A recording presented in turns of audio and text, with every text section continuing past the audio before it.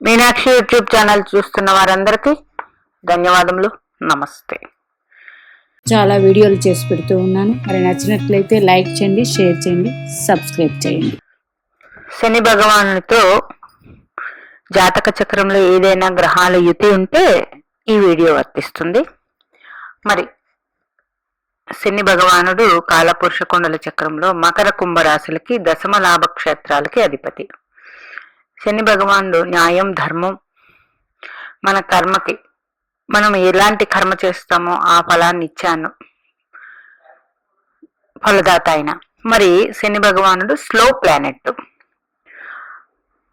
అందుకే ఒక రాశిలో 2.5 సంవత్సరాలు ఆయన సంచారం చేస్తూ ఉంటారు.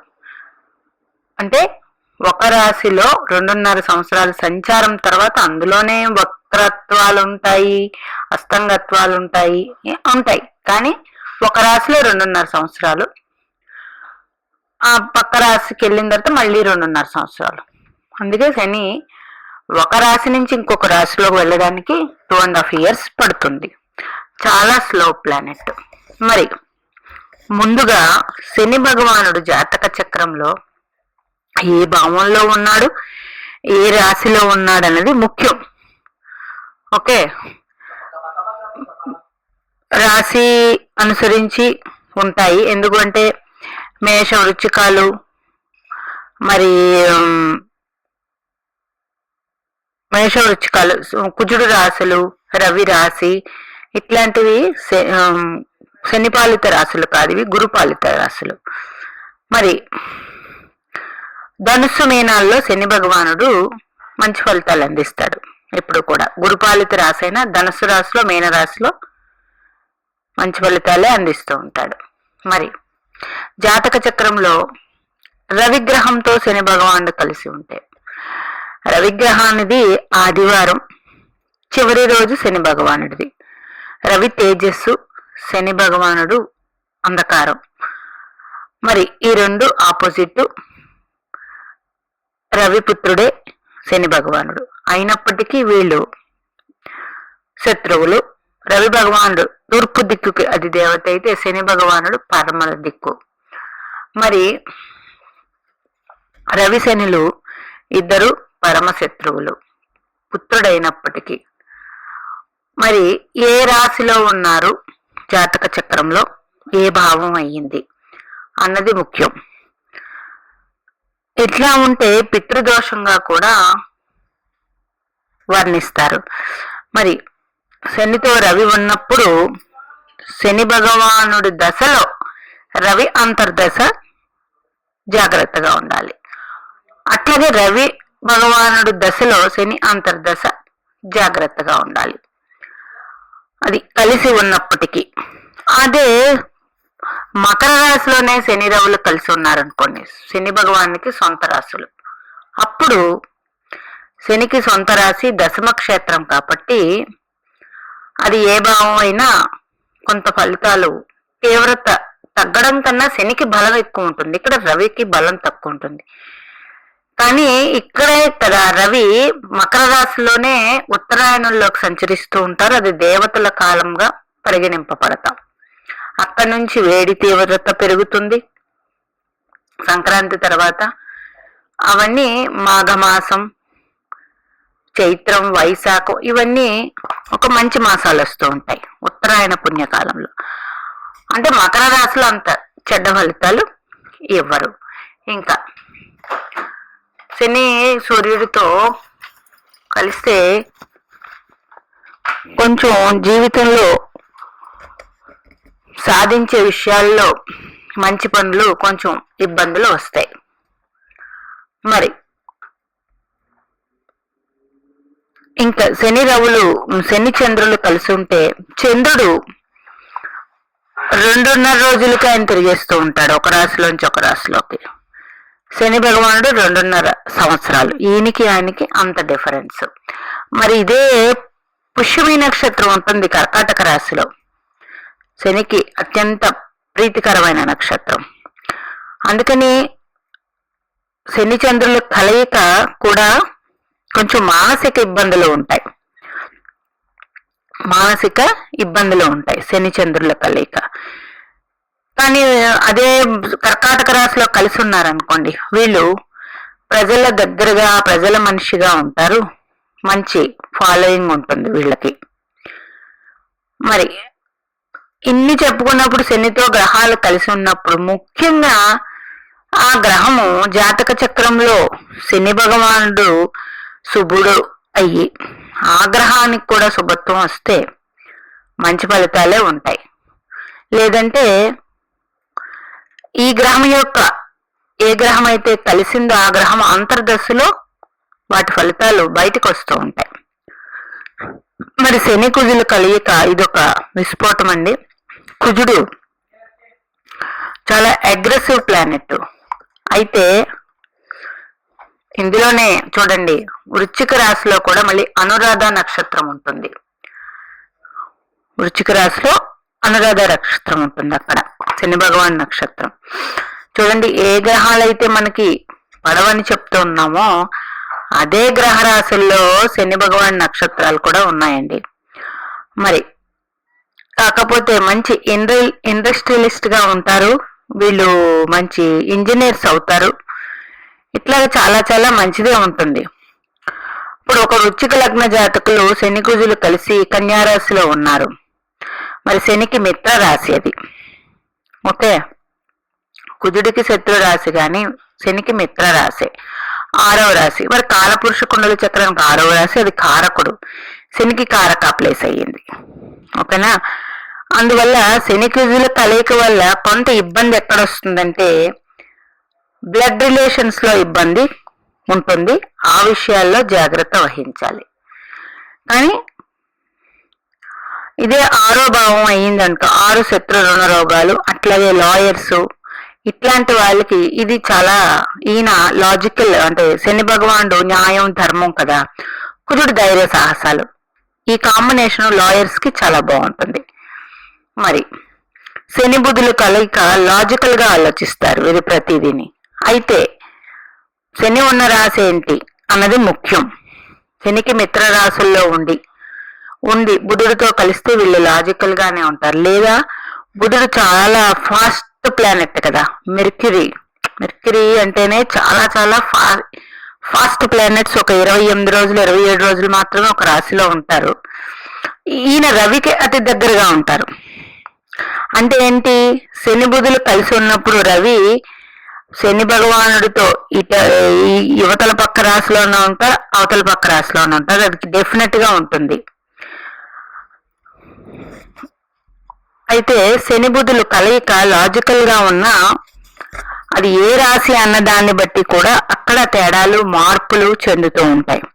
అదే బుధ రాశుల్లో కలిసి ఉండి మీ లగ్నానికి శని భగవానుడు శుభుడైతే చాలా లాజికల్ గా ఉంటారు, మంచి మాట చాతుర్యం ఉంటుంది.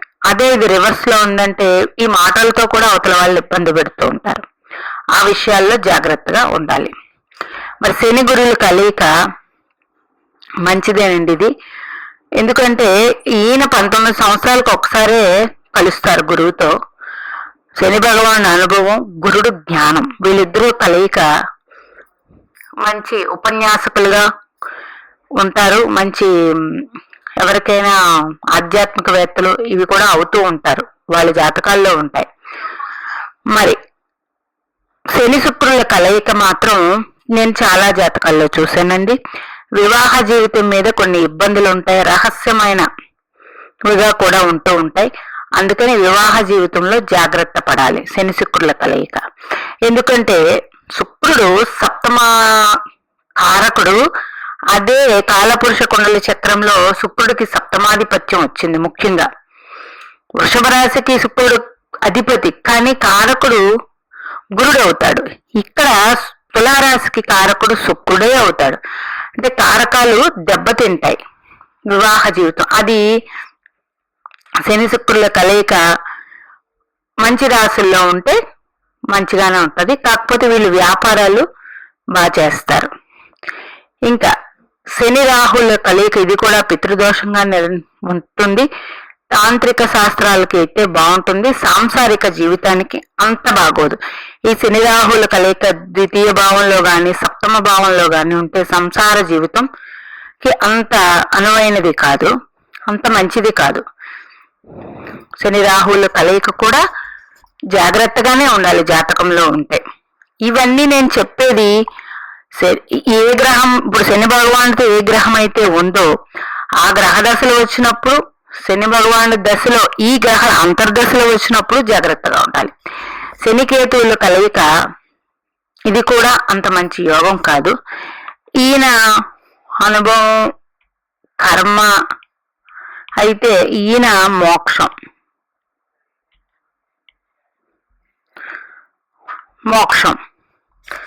ఇలాంటప్పుడు కొంచెం లైఫ్ ఇబ్బందికరంగానే ఉంటుంది. శనికేతువుల కలయిక కూడా అంత మంచి ఫలితాలు జాతకంలో ఇవ్వవు. అందుచేత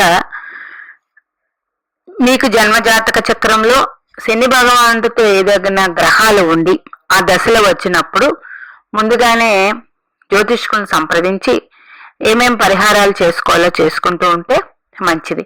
శని రవుల కలయిక ఉందనుకోండి, ఇలాంటి వాళ్ళు తప్పక ప్రతిరోజు సూర్య ఆరాధన చేయడం ఎంతైనా మంచిది. సూర్య నమస్కారాలు.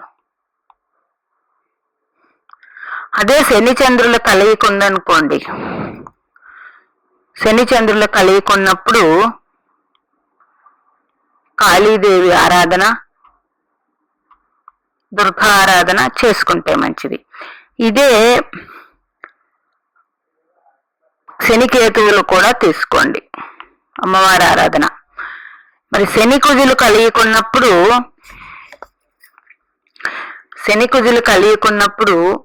విశేషంగా ఈశ్వరాభిషేకాలు అవి చేసుకుంటూ ఉండాలి. మరి గౌరీదేవిని కూడా పూజించుకోవాలి.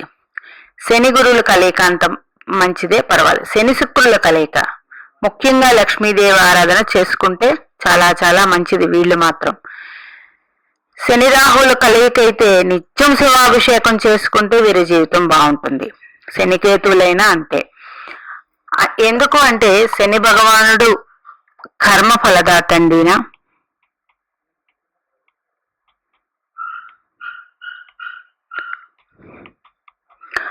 శని భగవానుడు దృష్టిలో 3, 7, 10. కానీ చాలా మందికి తెలీదు, శని ఉన్న రాశిని కూడా ఆయన చూస్తారు. అంటే శనితో ఉన్న గ్రహం యొక్క